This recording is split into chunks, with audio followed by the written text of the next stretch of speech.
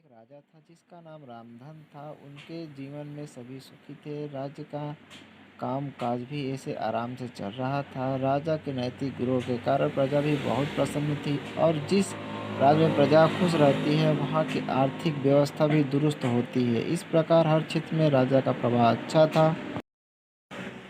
इतने सुखों के बाद भी राजा दुखी था क्योंकि उसकी कोई संतान नहीं थी। यह गम राजा को अंदर ही अंदर सताता रहता था।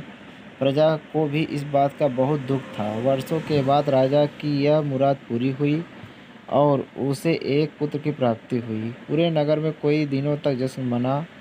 नागरिकों को राजा महल में दावत दी गई। राजा की खुशी में प्रजा भी झूम रही थी। इसलिए उसे बड़े लाड प्यार से रखा जाता था। लेकिन अति किसी बात की अच्छी नहीं होती।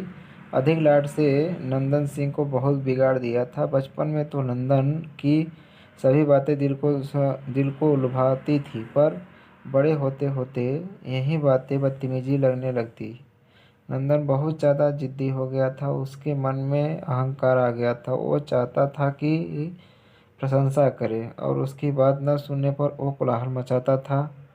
वो पैरों की जूती ही समझता था। आए दिन सबको प्रकोप प्रजा पर उतारने लगता था। वो खुद को भगवान को के समान पूजने देखना चाहता था। आयु तो बहुत कम थी लेकिन अहम कई गुना बढ़ चुका था। नंदन के इस व्यवहार से सभी बहुत दुखी थे। प्रजा आए दिन दरबार में नंदन की शिकायत लेकर आती थी।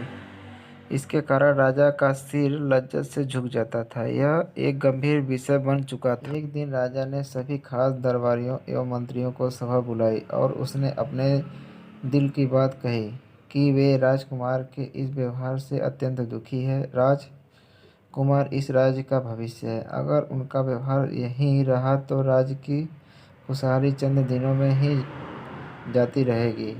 दरबारी राजा को सांत्वना देते हैं और कहते हैं कि आप हिम्मत रखें, वरना प्रजा निस्सहाय हो जाएगी। मंत्री ने सुझाव दिया कि राजकुमार को एक उचित मार्गदर्शन एवं सामान्य जीवन के अनुभव की जरूरत है।